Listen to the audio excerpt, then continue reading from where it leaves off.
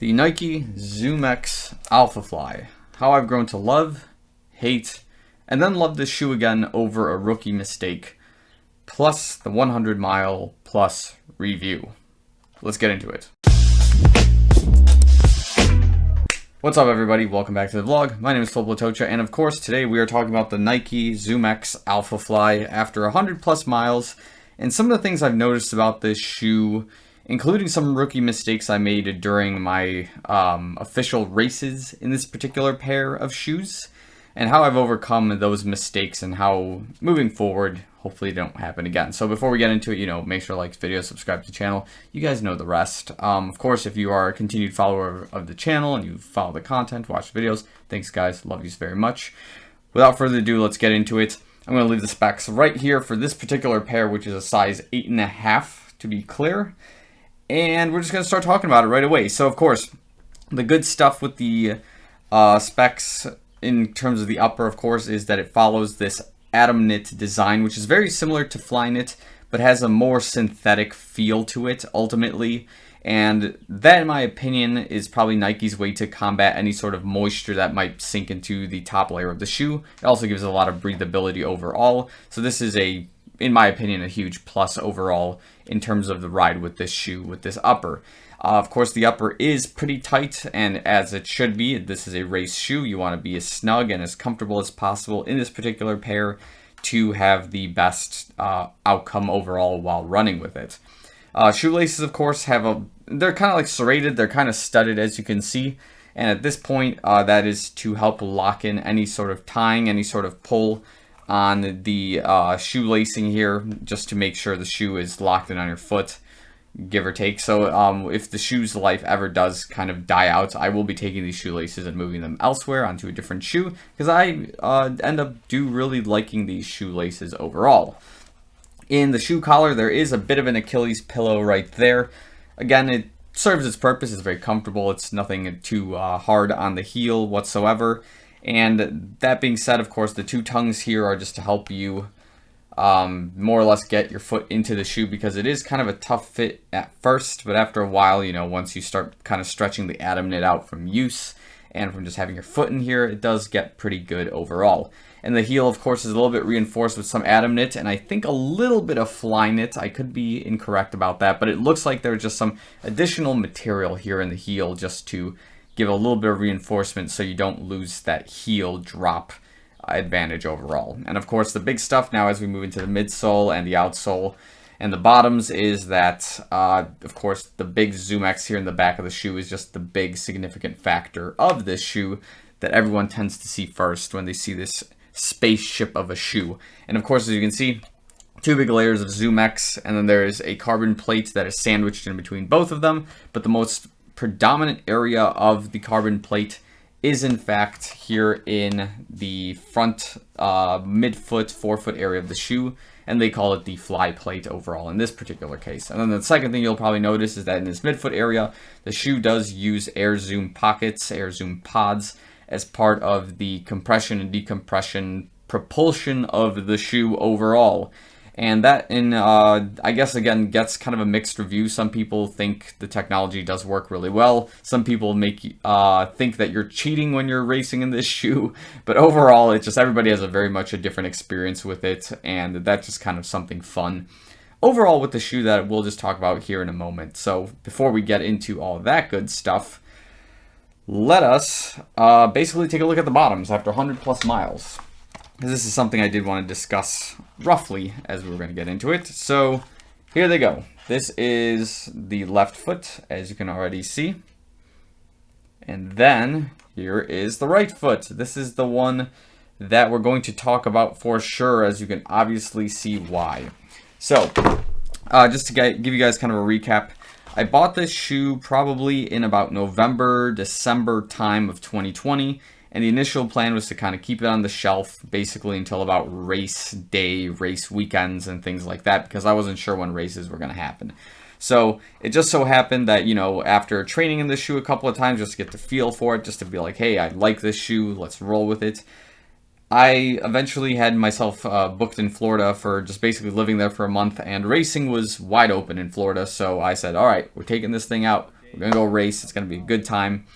And basically, I had 2 races when I was out in Florida. One was about a 4-mile race, and the other one was about a 10K. The 4-miler went pretty well. Overall, I had a really great race. Not a lot of hard turns, which are one of the negatives in this shoe, is basically taking hard turns is kind of unstable. It's kind of weird on that sense. But then the second run I did, which was a 10K, basically a portion of this course, you've probably seen this video a couple times. I've discussed it multiple times in what I call the Sarasota series, is that there is this particular section of the race where the path was basically slanted towards a lake so water can obviously flow in that general direction if it were to rain or something.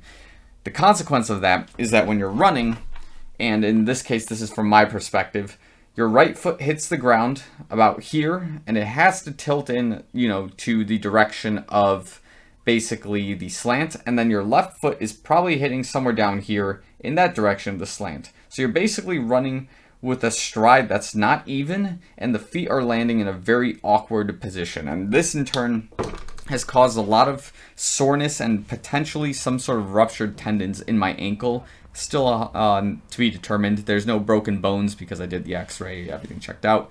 MRI is next. So basically what's happening is the right side of this shoe has taken a severe beating, as I imagined, and as you can see right here on the air pockets, right about in this area. So the good news is that the pocket's pretty strong. You can see exactly where the wear is occurring, but after 100+ miles, this is like kind of disturbing and really just kind of a cause for concern in my case, because the ZoomX up here is holding pretty well, but then it's getting a little bit crushed here in the Air Zoom pocket area, and I was expecting this area to have a little bit more life and less of a burn than it has already. And this might be just because of the racing conditions overall. And it seems to be just this specific area, because the next piece of interest to me is down here in the ZoomX heel area. So whenever I strike with this shoe, it's probably striking a little bit on the outside, and then it might collapse in like this, and then there might be a push that's occurring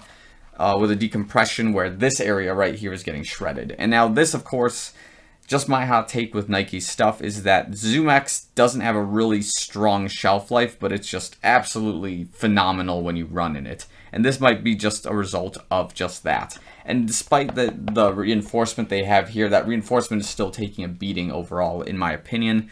And it's going to be interesting to see how it goes the next couple of miles, the next type of races I do, and things like that.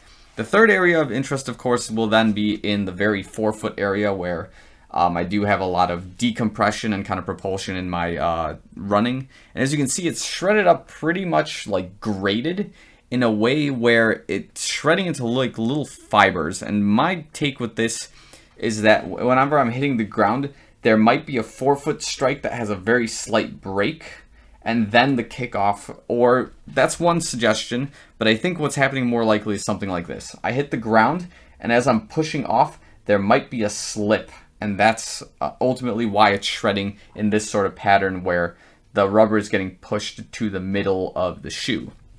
If this is the case, it's going to be interesting to see moving forward what are the best conditions road running wise for this not to happen. And if this is just a natural occurrence with this particular shoe, then so be it. But if I start smoothing this out to the point where I don't have any grip with this particular stride, we're going to be in some serious trouble moving forward, of course. So, okay, that's kind of my big spiel on this overall. And that was basically, in the Sarasota series, I hated running in this shoe because of this particular rookie mistake. Ready? This is where me winning a race and then taking second place during a race tells you that you can still win even though you make rookie mistakes. And that is that I did not lock down the shoe in the shoelace area. And I had it wide open when I was tying my shoe, and I would only lock it in basically on these 2 points of the shoe. And this ultimately prevented less of a lock here in this midfoot area, which allowed for the foot to wobble. And I also lost a little bit of heel stability in the process. So again, don't make the same rookie mistake I did. Lock this thing down as best as you can in this area of shoe. Just have it nice and locked down because of the serrated, the bumpy shoelaces. It's going to lock down real good. You just get it nice and tight. Just don't get it so tight that you cut the blood flow in your foot, but get it nice and tight so your ankle has that stability that it's looking for. And that was part of my problem also when preparing for a potential third race, which is like a month ago. Long story short, I DNS'd to that race because I couldn't run in the shoe without my ankle hurting a lot. And now that I figured out this lock, basically I'm able to run in it without experiencing a lot of ankle strain, ankle pain, or anything like that. So that's kind of my thoughts on the Alphafly at 100+ miles. I don't know if there's anything else I would like to include. Basically, I am trying to get that yellow and black pair. I'm going to post a picture of it like right here. I just really want that pair too, but like again, the shoe's like almost $300 plus. And basically, I still have a few miles that I can still push in with this shoe, and I still love this design. I call this the Watermelon series, even though people are like, it's Valerian Blue, Phil. It's like, okay, fine. But let's just name all of our Nike shoes after our favorite foods, such as the watermelon. In this case, the Tempo Next percent is the mangoes. Of course, like this video because I put the mango Tempo Next percent in there. And yeah, that's just basically kind of the gist of it all. So I don't think I have anything else I want to add in this particular video in terms of specs or my thoughts on it. I guess the general summary is like, if you know what you're doing and you use this shoe properly, you're gonna have a good time with it. Just be wary of the life in this midfoot, forefoot area. If you're aware that your stride is iffy with other shoes, because it's possible that it might be getting a lot more shredded here than you may be prepared for, and you should be very sparing with when you use this shoe. I guess that's just my hot take. Any other questions, just leave them in the comments below. Let me know your feelings on the Alphafly. I'm sure a lot of people have had experiences with them, have had thoughts about the shoe. If your shoes look something like this, please let me know in the comments. I'm going to be interested to see basically what it's like. But I think that's all I've got for now. Thanks for watching this video. I'll see you guys real soon.